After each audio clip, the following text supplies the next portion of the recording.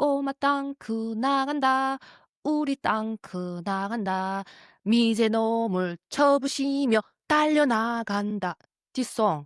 And sometimes you have to bring dog waste or pig waste because there's no fertilizer. So yeah, physically we trained like armies to prepare for the war. It's scary. They train whole people. Hello everyone. Welcome back to my channel. Deborah Choi from North Korea to America. Today, I'd like to talk about school systems in North Korea and what they teach North Korean children, what school systems are and what you learn from there, what school life and kids life look like in North Korea. So in North Korea, when you turn like a 5 or 6, you go to kindergarten. And after you finish it for a year, you start elementary school at the age of 6 or 7. The school life starts from there. From the kindergarten, all I remember learned about the Kim's family and Kim's history and like dancing, singing, and praising about their family. Of course, you start to learn a little bit about Korean and numbers. All day long, they teach you about the Kim's history, to respect them, how to loyal to them, and memorize their family's history and all kind of stuff. So, and a lot of singing, a lot of dancing. As the first grade elementary school, you barely write out sentences. And even that, the teachers teach you write a sentence about how to praise Kim's family. For example, like, I love Kim Jong-il. He's our father. He sacrifices day and night to work for us. Teachers like, good job. You're the best student, like that. Like, you're so loyal to our country, loyal to our leaders. You consider the best students up there.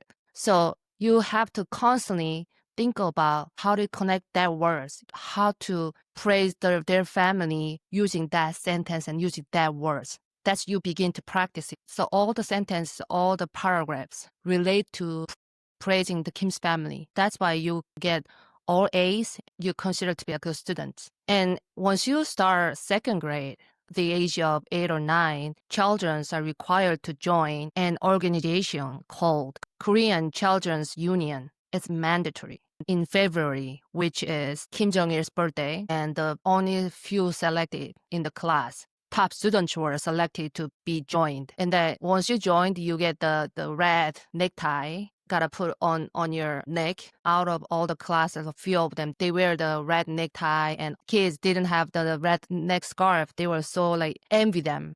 And then that makes other kids like desperately to join the organization. And then the second time was April. That's gonna be Kim Il-sung's birthday. Third one, the last group were selected to join in June, which was the anniversary of that organization. So the third group was the last kids in the class. That means that the least favorite group, right? So if you waited until the last one in June, those kids were so embarrassed because they're not the best students in the class. At the end of all the students joined that organization. And from there, I'm telling you, that's where the weekly self-criticism session started. Kids were oppressed by that organization's the rules and policies.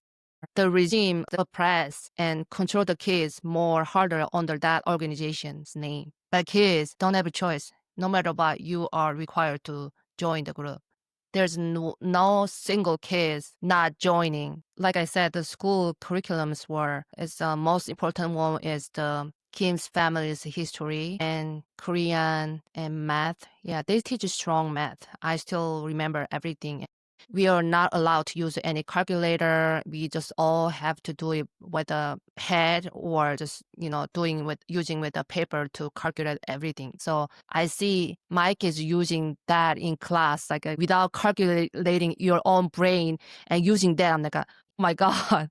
That's totally easy here. We all had to do with my brain and we all had to do writing the structures, get to the answer by all like calculating by using our brain and just paper. So it's so much easier math here. And then we have a social study, learning about the communism, socialism, and capitalism. Of course, they praise about communism, the socialism, and they talk bad about capitalism is the worst system in the world. And what else? And then we do have a biology and learning about all the plants and animals and anatomy. And there was ethics class. They teach you about the ethics, obeying the government is it's most important, and obeying the elders and teachers all the ethics stuff. From third grade, we learn one foreign language, which was Russian. So majority of the schools in North Korea, they learned Russian for just only foreign languages you learned. I didn't know there were English class. You couldn't even think to learn English because English is bad. It's because it's your enemy. But later I heard from other defectors that a few of them, they learned English in the schools. I was, wow, really? You guys got to learn English? And then they say, yes. They told me that they learned English because since the America was our enemies, they said learn the enemies better by learning English. And of course you have arts class. In the arts class, you learn about drawing, right? And do you know what we learned to draw? American bastards. I still can draw it. I was drawing about that there's American, soldier with the big nose, and then he was operating, and then I was the army, with the hold the guns and then just shooting the American army like that. So the American the soldier was like this. Yeah, and you consider the best, artist in the class like that. So everyone wants to draw something like meaning attacking the Americans and killing them. And even music class too, we sing about I grow healthy and stronger and then become tank driver, and then I can fight with the Americans driving tank and then shoot them with the tank like this.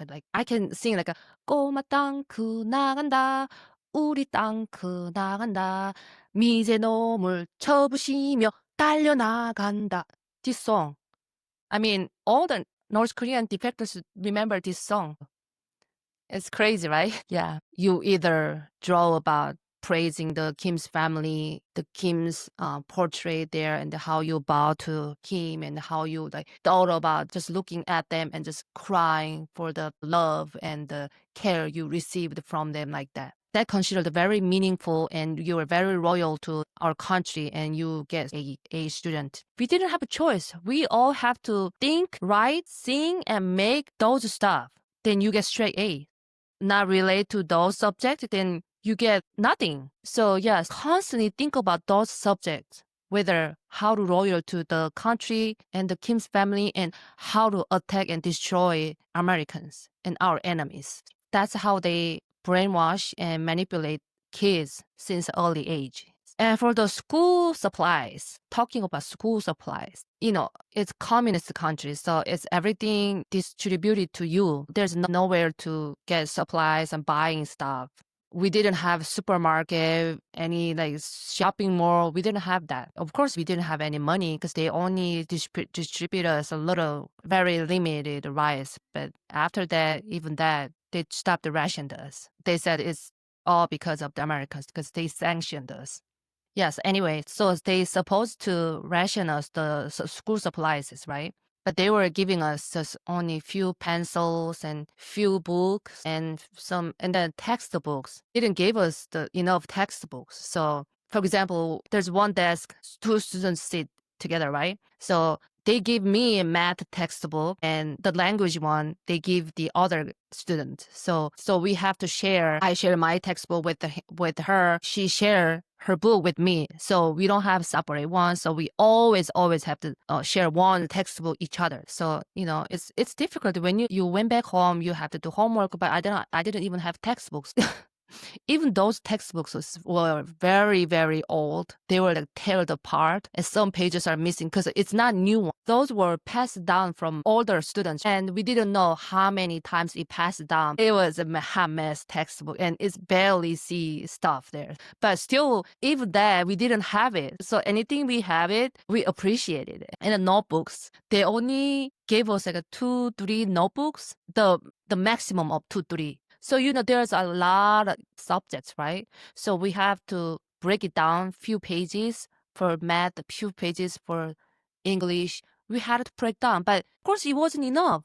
Then you know what we do? For the first one, we write down with the pencil. Then the second one, we had to override. Yeah, so I really wish I had enough notebook. So even now, I keep buying notebooks for no reason because every time I get a new notebook, I feel so happy. Still now, in my desk, I collect so many notebooks, all the like different kind of notebooks. It makes me so happy because it reminds me of the childhood that I didn't have. Yeah, so I'm so jealous. Those kids, my kids, they have so many notebooks, new notebooks, and all the style, kind of like a new style notebooks, and they don't even finish half of them and throw away. It makes me so angry. Classes end around 3 o'clock, and after that, you still not be able to go back home. So after school, many times kids forced to go to the nearest farm to help farmers doing all the farm work in the field.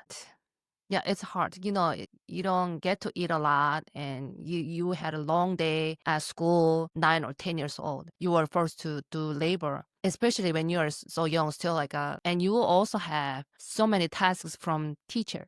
Whether you have to bring some recycling papers, because you know that there's no enough papers to make notebooks or textbooks. So they force us to get some recycled papers. Where did we to get those? There's no papers. But the teachers forced us, you know what, doesn't matter. Like, go to the street or turn everything around your house to find all the papers. We don't have it. It's hard to find those papers. And speaking of papers, it's needed so many areas. Forget about notebooks or textbooks. People using the papers to smoke. They use papers for toilets to start the wood fire. In North Korea, there's no electricity. They use wood fire or coal fire to warm the house. But those tasks require paper to start the fire. But teachers, they didn't care. No matter what, we had to bring it. If we didn't, you became target of weekly criticism meeting, and teacher accuse you in front of the class or in front of the whole school. The worst case,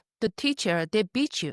They hitting you for not bringing those, so not completing the tasks. But this is only for the papers. There were other items that you have to bring it too, like stills, the recycled stills. And sometimes you have to bring dog waste or pig waste because there's no fertilizer in the farms. So they collect those wastes to fertilize the farms. So they let the kids to bring all the waste, the animal waste or human waste and whatever it is. So many times after school, you went around the streets and collect those waste, no matter what. And also, they required us to bring rabbit fur to donate to army because, North Korea in north side is very cold. So wintertime, especially the armies, they get cold, right? So they need the uniform, the army uniforms that made with the rabbit fur. So they required us grow rabbits in the house, in the school too. So school has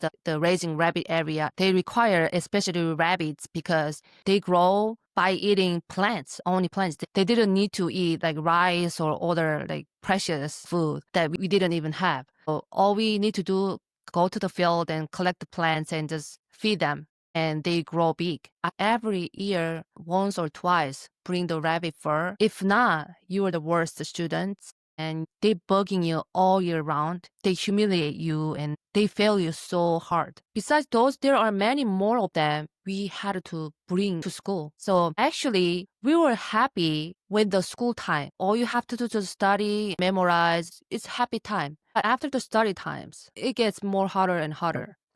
We never had weekends. Here you have weekend every week, right? In North Korea, we didn't have any weekends. And we have class Monday through Saturday. And Sunday, you have to complete your tasks and missions from the school. So we never had weekends. It still amazed me that realizing here you have 2 days of weekends every day, every week is still unreal sometimes. And there is PT class. And every PT class, you must learn Taekwondo, how to kick, how to block, how to defend and offend people like that, to use it to fight with the Americans. And we learned about marching, like armies, like how to marching properly with the groups and how to inspect as a group and how to turn and all kind of those like army trainings that we do at PT class. they training us like army since we were a kid. So we thought it was just typical PE. We so got used to it and so automatically did it. And we also learned other activities, how to run over obstacles, like all the obstacle courses. We jump it or crawl and cross it, like all the obstacle classes. So yeah, physically we trained like armies to prepare for the war. It's scary. They train whole people like a soldier. They all became soldiers when the war starts. Thank you so much, dear leaders, for the delicious snack. Because you love us so much and you gave us this precious snack. So at 14, you get to have experience of shooting for the first time. Because they made us like completely stupid and they programmed us like this.